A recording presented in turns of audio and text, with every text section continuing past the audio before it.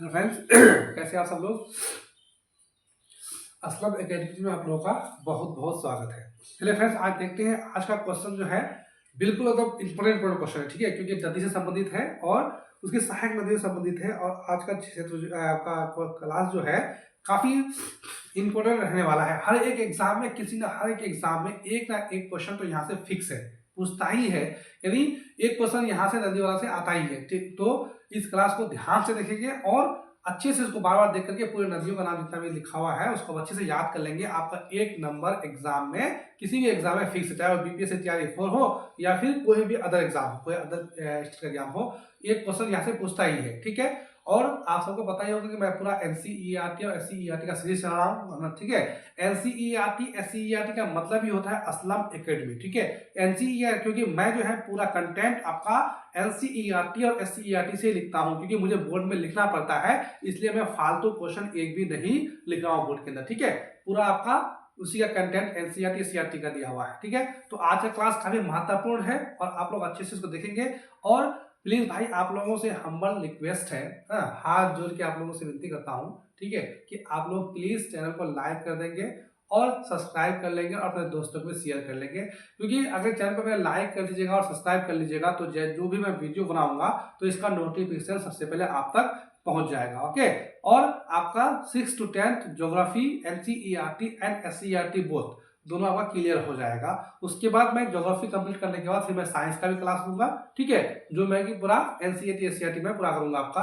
तो आपको बिल्कुल टेंशन नहीं लेना है, एनसीईआरटी नहीं पढ़ना है मत पढ़ो, कोई दिक्कत नहीं है, या फिर एनसीईआरटी पढ़ते हो तो पढ़ करके मेरा वीडियो देख लेना है। जितना भी एमसीक्यूज है हर चैप्टर में आपका वो पूरा हो जाएगा, ओके। तो चलिए शुरू करते हैं वीडियो को।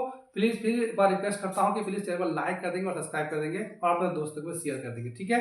चलिए दोस्त शुरू करते हैं। क्वेश्चन काफी इंपॉर्टेंट क्वेश्चन है, देख सकते हैं आप, ओके। चलिए देखिए पहला क्वेश्चन में क्या है, लद्दाख। लद्दाख में सिंधु नदी एक गर्ज का निर्माण करती है। लद्दाख में सिंधु नदी एक गर्ज का निर्माण करती है, उसका क्या नाम है? कहां पर भाई? लद्दाख में सिंधु नदी एक गर्ज का निर्माण करती है, उसका नाम पूछा है, उस गर्ज का क्या नाम है? क्या गिलगित गर्ज है, क्या दिहांग गर्ज है, क्या दिबांग गर्ज है? तो लद्दाख में सिंधु नदी निर्माण करती है वो गिलगित गर्ज का निर्माण करती है। किसका निर्माण करती है भाई? लद्दाख में सिंधु नदी गिलगित गर्ज का निर्माण करती है। इसको याद रखिए कि लद्दाख में सिंधु नदी गिलगित गर्ज का निर्माण करती है, ओके। क्वेश्चन नंबर 2 में क्या है, सिंधु नदी की कुल लंबाई कितनी है? काफी इंपोर्टेंट क्वेश्चन है कि सिंधु नदी की कुल लंबाई कितना किलोमीटर है, ओके। क्या वो 2880 किलोमीटर है, या 2900 किलोमीटर है, या फिर 2950 किलोमीटर है, या फिर 3000 किलोमीटर है? तो सिंधु नदी की कुल लंबाई जो होता है 2900 किलोमीटर है। ऑप्शन नंबर बी इसका करेक्ट हो जाएगा कि सिंधु नदी की कुल लंबाई 2900 किलोमीटर है। कितना किलोमीटर है? 2900 किलोमीटर सिंधु नदी की कुल लंबाई है। इसको अच्छे से रट्टा मार लेंगे कि सिंधु नदी की लंबाई आपका 2900 किलोमीटर है, ओके। चलिए नेक्स्ट क्वेश्चन में क्या क्या है, गांधी सेतु। गांधी सेतु का निर्माण कब हुआ था? भाई सब जब जो ही मेरे भाई पटना में रहते हैं, पटना गए होंगे तो गांधी सेतु को जरूर क्रॉस करते होंगे, ठीक है। तो गांधी सेतु का निर्माण पूछा है वो कब हुआ था? तो गांधी सेतु का निर्माण क्या 1985 में हुआ था, या 1982 में हुआ था, या 1983 में हुआ था, या 1984 में हुआ था? तो गांधी सेतु का निर्माण जो हुआ था 1982 में हुआ था। ऑप्शन नंबर बी इसका करेक्ट हो जाएगा कि गांधी सेतु का निर्माण 1982 ईस्वी में आपका हुआ था, ठीक है। कितना कब हुआ था? गांधी सेतु का निर्माण 1982 ईस्वी में हुआ था और इसकी लंबाई कितना है? 5.5 किलोमीटर है, आपको पता ही है, ठीक है। तो इसको याद रखिए, गांधी सेतु का निर्माण, लंबाई इसका सबको पता है कि गांधी सेतु की लंबाई कितनी है, बट कब ये बना था वो पता नहीं है बहुत से बच्चों को। तो याद रखेंगे कि गांधी सेतु का निर्माण 1982 कब हुआ था भाई? 1982 में गांधी सेतु पुल का निर्माण हुआ था, ओके। चलिए नेक्स्ट क्वेश्चन, लक्ष्मी सागर। लक्ष्मी सागर झील किस राज्य में स्थित है? हाँ, आपको बताना पड़ेगा कि लक्ष्मी सागर झील जो है वो किस राज्य में स्थित है, ठीक है। क्या वो मध्य प्रदेश में है, क्या वो उत्तर प्रदेश में है, या झारखंड में है, या फिर बिहार में है? तो लक्ष्मी सागर झील बिहार राज्य में पड़ता है। ऑप्शन नंबर डी इसका करेक्ट हो जाएगा कि लक्ष्मी सागर झील बिहार राज्य के अंदर पड़ता है। अब ये भी पूछ सकता है कि लक्ष्मी सागर बिहार के अंदर किस जिले में पड़ता है, तो बिहार के अंदर वो दरभंगा जिले में पड़ता है लक्ष्मी सागर झील। ओके, बिहार के अंदर दरभंगा जिले में आपका लक्ष्मी सागर झील पड़ता है। आपको स्टेट भी पूछ सकता है और स्टेट में उसका जिला ही पूछ सकता है, कौन सा डिस्ट्रिक्ट भी, मतलब डिस्ट्रिक्ट में पाया जाता है। ओके, तो याद रखेंगे कि लक्ष्मी सागर झील एक तो बिहार राज्य में पाया जाता है, और कौन सा जिला, दरभंगा। कौन सा जिला भाई, दरभंगा। दरभंगा जगह ये लिखते हैं कि दरभंगा जिले में लक्ष्मी सागर झील पाया जाता है। ओके, चलिए क्वेश्चन नंबर 5 में क्या है, निम्नलिखित में भारत में किस नदी का अपवाह तंत्र सबसे बड़ा है। आपको पता होना चाहिए कि किस नदी का अपवाह तंत्र जो है सबसे बड़ा है। ओके, कौन सा नदी है, क्या वो सिंधु नदी है, क्या वो गंगा नदी है, या ब्रह्मपुत्र नदी है, या गोदावरी नदी है। तो आपको पता ही होगा कि सबसे बड़ा जो है आपका अपवाह तंत्र जो है गंगा नदी का है। किसका है भाई, सबसे बड़ा अपवाह क्षेत्र गंगा नदी का है। ठीक है, तो जिसकी लंबाई है ना, इसकी लंबाई कितना, 2525 किलोमीटर है। इसकी लंबाई कितनी है, गंगा की कुल लंबाई 2525 किलोमीटर गंगा की कुल लंबाई है। और ये 99 किलोमीटर जो है आपका पटना में बहती है। ठीक है, सबसे ज्यादा वो पटना में ही, पटना से होकर ही गुजरती है। 99 किलोमीटर का पटना के अंदर बहती है, और गंगा नदी की कुल लंबाई है आपका 2525 किलोमीटर। एक क्वेश्चन बार बार पूछा गया है कि भाई गंगा से मतलब दाएं तरफ से कौन सी नदी मिलती है, और एक बाएं तरफ से कौन सी नदी मिलती है। ठीक है, तो मैं लिख रहा हूँ, आप लोग अच्छे से उसको देख लीजिए। एक क्वेश्चन इस बार आया था TRE 4 2 में पूछा गया था कि मतलब गंगा से बाईं ओर से मिलने वाली नदी के नाम कौन कौन सी नदी है। ठीक है, तो देखते हैं कि गंगा से दाएं ओर से कौन सी नदी बहती है। ये दाएं ओर से हम देखें, देखिए हम यहाँ लिख रहे हैं कि दाएं ओर से, दाएं ओर से, दाएं ओर से कौन सी नदी बहती है भाई, दाएं ओर से आपका कौन सा हो जाएगा, यमुना हो जाएगा, यमुना। उसके बाद वो यमुना का क्या है आपका, चंबल। ठीक है, ये दाएं ओर की नदी है, चंबल। उसके बाद रहेगा आपका सोन, बेतवा, सोन हो जाएगा। उसके बाद हो जाएगा बेतवा। उसके बाद हो जाएगा आपका केन, केन। ठीक है, तो ये नदी क्या है, दाएं ओर से मिलने वाली नदियां हैं। दाएं ओर से क्या हो जाएगा आपका, जैसे दाएं ओर से आपका क्या हो जाएगा, यमुना हो जाएगा, चंबल हो जाएगा, सोन हो जाएगा, बेतवा हो जाएगा, केन। ये सारी नदियां गंगा की सहायक नदी है। ठीक है, ये सारी क्या है, गंगा की सहायक नदियां है। और ये किस तरफ से मिलती है, गंगा में आकर के दाएं ओर से मिलती है। तो इसको अच्छे से रट लेंगे कि दाएं ओर से गंगा में मिलने वाली नदी का नाम क्या है, दाएं ओर से यमुना है, चंबल है, सोन है, बेतवा एंड केन।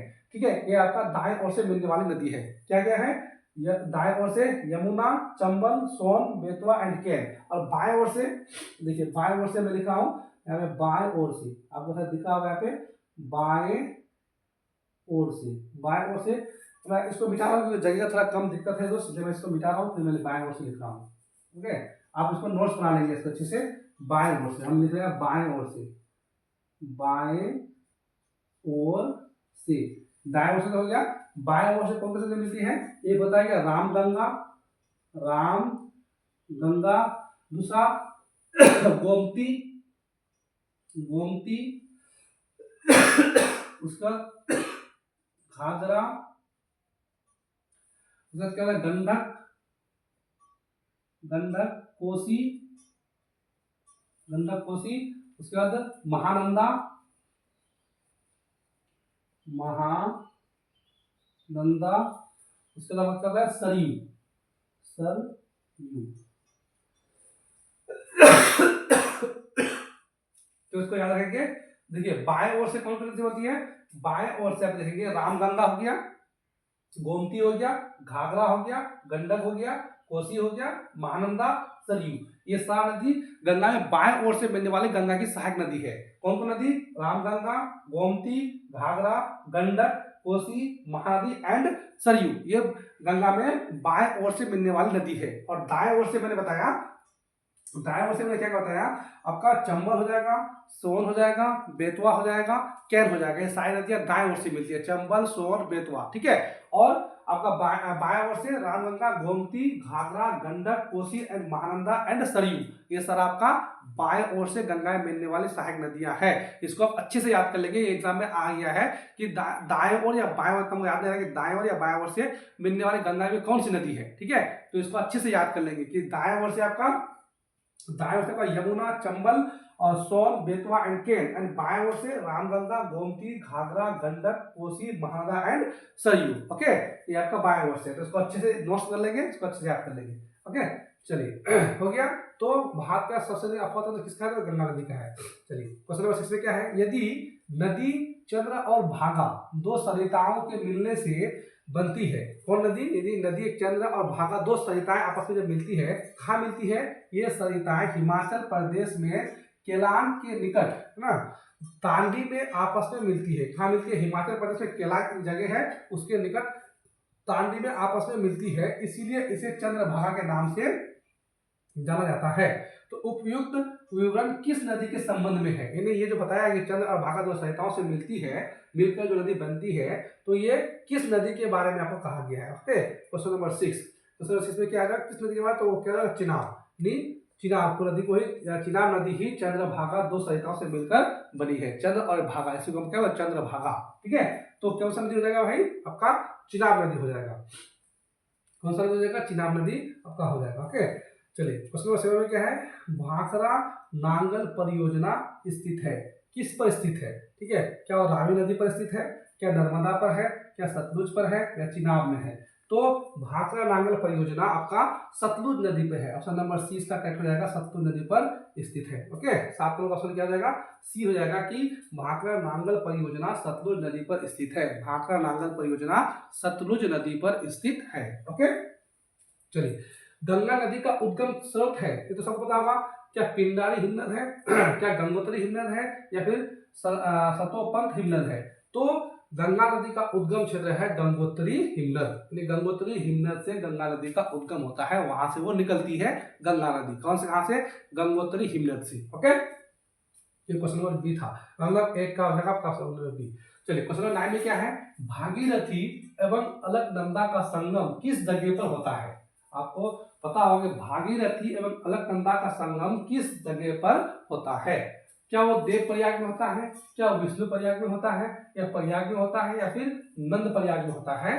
तो भागीरथी एवं अलकनंदा का संगम जो है देव प्रयाग के पास होता है। ऑप्शन नंबर ए इसका करेक्ट हो जाएगा कि भागीरथी एवं अलकनंदा का संगम देव प्रयाग के पास होता है। ओके, क्वेश्चन नंबर 10 में क्या है? सरदार सरोवर परियोजना स्थित है।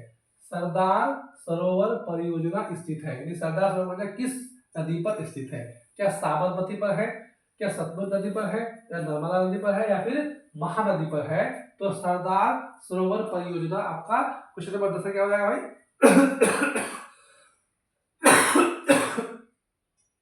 सरदार सरोवर परियोजना आपका कृष्णा। ठीक है, इसमें जाएगा आपका कृष्णा। किस नदी में हो जाएगा भाई? कृष्णा। सरदार सरोवर परियोजना आपका सॉरी बी हो जाएगा, बी सरदार सरोवर परियोजना किस नदी पर स्थित है? तो इसका सतलुज नदी हो जाएगा। ठीक है भाई, सी हो जाएगा इसका नर्मदा नदी। सॉरी भाई, खांसी हो गया इसलिए कैंसिल कर दीजिए, क्योंकि सरदार सरोवर परियोजना किस नदी पर स्थित है? तो ये नर्मदा नदी पर स्थित है। नर्मदा, है ना, नर्मदा नदी पर कौन सी परियोजना स्थित है? सरदार सरोवर परियोजना। प्रश्न नंबर 11 में क्या है? निम्नलिखित में किस नदी को दक्षिण की गंगा के नाम से जानते हैं? यानी किस नदी को दक्षिण की गंगा के नाम से जानते हैं? क्या वो कावेरी को बोलते हैं, क्या वो गोदावरी को बोलते हैं, क्या कृष्णा को बोलते हैं, या फिर महानदी को बोलते हैं? तो दक्षिण की गंगा, आपको पता होगा कि दक्षिण की गंगा जो है आपका कावेरी सॉरी गोदावरी नदी, दक्षिण में किस नदी को दक्षिण गंगा? तो गोदावरी को बोला जाता है। ऑप्शन नंबर बी इसका करेक्ट हो जाएगा कि गोदावरी को दक्षिण की गंगा के नाम से जाना जाता है। किसकी गंगा? दक्षिण की गंगा किस नदी को कहते हैं? गोदावरी नदी को दक्षिण की गंगा कहते हैं। ऑप्शन नंबर बी इसका करेक्ट हो जाएगा। ओके, उसका क्वेश्चन बारे में क्या है? अमरावती, भवानी, हेमवती तथा काबिनी किसकी सहायक नदियां हैं? यदि नदियां लिखा हुआ है अमरावती, भवानी, हेमवती तथा काबिनी किसकी सहायक नदियां हैं? क्या महानदी की है, क्या ताप्ती की है, क्या कावेरी की है, या फिर आपका महानंदा का है? तो किसकी सहायक नदी हो जाएगी? कावेरी की सहायक नदी हो जाएगा। ऑप्शन नंबर सी इसका करेक्ट हो जाएगा कि अमरावती, भवानी, हेमवती, काबिनी किसकी सहायक नदियां हैं? तो ये कावेरी की सहायक नदियां हैं। ओके, क्वेश्चन नंबर 3 में क्या है? अपोहा क्षेत्र के घटते क्रम के अनुसार प्रायद्वीपीय नदियों का कौन सा क्रम सही है? यानी किसके पूछा? घटते क्रम में पूछा। अपोहा अपवाद क्षेत्र का जो घटते क्रम है वो किस अनुसार प्रायद्वीपीय नदियों का कौन सा क्रम सही है? क्या सबसे मतलब घटते क्रम है? क्या कृष्णा है, कावेरी, गोदावरी, महानदी, या फिर गोदावरी, कृष्णा, महानदी, या फिर कावेरी, फिर गोदावरी, कृष्णा, कावेरी, महानदी, या कृष्णा, गोदावरी, कावेरी, महानदी? तो घटते क्रम में बोला है तो आपका क्या हो जाएगा? सबसे आपका क्या हो जाएगा? बड़ा हो जाएगा आपका गोदावरी, उसके बाद हो जाएगा कृष्णा, उसके बाद हो जाएगा आपका महानदी, उसके बाद हो जाएगा आपका कावेरी। तो ये घटते क्रम है। ये सबसे बड़ा हो जाएगा गोदावरी का अपवाद क्षेत्र, उसके बाद हो जाएगा आपका कृष्णा का, उसके बाद हो जाएगा आपका महानदी का, और उसके बाद हो जाएगा कावेरी का। ठीक है, यहाँ पर घटते क्रम है, ऐसे तरीके से अरेंज कर सकते हैं इसको। ओके, सबसे बड़ा गोदावरी हो जाएगा, कृष्णा हो जाएगा, महानदी और कावेरी। ये आपका सही है कि अपवाद क्षेत्र के घटते क्रम के अनुसार प्रायद्वीपीय नदियों का कौन सा क्रम सही है? तो ये आपका सही ऑप्शन नंबर बी इसका करेक्ट हो जाएगा। Okay, option number B correct हो जाएगा। गंगा नदी में न्यूनतम जल प्रवाह वर्ष के किस महीने में आता है? यानी न्यूनतम जल प्रवाह वर्ष के किस महीने में गंगा नदी में होता है? क्या जुलाई से अक्टूबर में होता है, अक्टूबर से जनवरी में होता है, या जनवरी से जून में होता है? तो किसमें होता है भाई? ऑप्शन नंबर सी करेक्ट हो जाएगा कि जनवरी से जून में गंगा नदी में जल प्रवाह सबसे कम होता है। ठीक है, न्यूनतम जल प्रवाह आता है कब? जनवरी से जून। जनवरी से जून में गंगा नदी में न्यूनतम जल प्रवाह होता है। ओके, उसका क्वेश्चन नंबर 50 में क्या है? दामोदर नदी किसकी सहायक नदी है? दामोदर नदी किसकी सहायक नदी है? क्या हुगली की सहायक नदी है, क्या यमुना की है, क्या स्वर्णरेखा की है, या फिर कोसी की है? तो दामोदर नदी हुगली नदी की सहायक नदी है। ऑप्शन नंबर ए करेक्ट हो जाएगा कि दामोदर जो है हुगली की सहायक नदी है। ओके, चलिए, भारत का कौन सा जलप्रपात शरावती नदी पर स्थित है? ठीक है, क्या शिव सुंदरम प्रपात, या जोग प्रपात, या फिर धुआंधार प्रपात जलप्रपात, या फिर दूध सागर जलप्रपात? तो भारत का कौन सा जलप्रपात शरावती नदी पर है? तो जोग जलप्रपात शरावती नदी पर है। ऑप्शन नंबर बी इसका करेक्ट हो जाएगा कि जोग जलप्रपात आपका शरावती नदी पर स्थित है। कौन सा नदी पर? जोग जलप्रपात शरावती नदी पर स्थित है। ओके, क्वेश्चन नंबर 70 पे क्या है? मानव निर्मित गोविंद सागर झील का संबंध किस परियोजना से है? यानी मानव निर्मित मानव को द्वारा बनाया गया, ये पूछता है कि कौन मानव निर्मित है, कौन प्राकृतिक है। ठीक है, तो मानव निर्मित गोविंद सागर झील का संबंध किस परियोजना से है? क्या दामोदर नदी नाली परियोजना से है, या तुंगभद्रा परियोजना से है, या फिर आपका सरदार सरोवर परियोजना से है, या फिर भाखड़ा नागौर परियोजना से है? तो मानव निर्मित गोविंद सागर झील का निर्माण जो है भाखड़ा नागौर परियोजना से है। ये सिखों के 10वें गुरु जो है गुरु गोविंद सिंह, इसके नाम पर ये नाम रखा गया है। ठीक है, गोविंद सागर झील इसी के नाम पर रखा है। सिखों के 10वें गुरु जो है गुरु गोविंद सिंह, उसके नाम पर आपका गोविंद सागर झील का नाम रखा गया है। और ये किस परियोजना से संबंधित है? तो ये भाखड़ा नागौर परियोजना से संबंधित है। ओके, क्वेश्चन नंबर 16 था। तो ये मेरा था, ये मेरा एनसीईआरटी दोनों का मिक्सअप था, दोनों का मिक्स मैं चला रहा हूँ। ठीक है, ये था मेरा अध्याय कितना का, इसलिए पार्ट नहीं होगा। हाँ, इसमें पार्ट लिखा जाएगा। इसमें आपका अध्याय 3 का था और ये अपवाद तंत्र से संबंधित था। ठीक है, आप चाहे तो पहले चैप्टर को पढ़ के फिर वीडियो देख सकते हैं, या फिर वीडियो को अच्छे से देख करके आप अच्छे से उसको कवर कर सकते हैं। ठीक है, फिर हम लोग मिलते हैं नेक्स्ट वीडियो में। तब तक के लिए जय हिंद, जय भारत। और प्लीज आप लोगों से हम्बल कहें या विनर में कहें, रिक्वेस्ट है कि प्लीज चैनल को लाइक और सब्सक्राइब करते रहेंगे दोस्त। अपने दोस्तों को प्लीज प्लीज प्लीज शेयर कर देंगे। ओके, ठीक है, मुझे भी आप सबका मतलब सेवा करने का मौका दीजिए। ठीक है, मैं मेहनत करता हूं और मैं पूरा दिल से मेहनत करूंगा, और इंशाअल्लाह आपका इस बार एनसीईआरटी एसएटी से क्वेश्चन आता ही है, और एक भी क्वेश्चन आपका इससे बाहर नहीं रहेगा। ओके, इसी से हो जाएगा, आपको टेंशन नहीं लेना है, बिल्कुल अच्छे से वीडियो को देखना है और अच्छे से इसको याद कर लेना। ठीक है, और कोई दिक्कत हो रहा है आप लोगों को तो प्लीज़ हमको कमेंट्स में जरूर बताएंगे, क्योंकि मैं कमेंट्स का रिप्लाई जरूर करूंगा आपका। ठीक है, मिलते हैं नेक्स्ट वीडियो में। जय हिंद, जय भारत।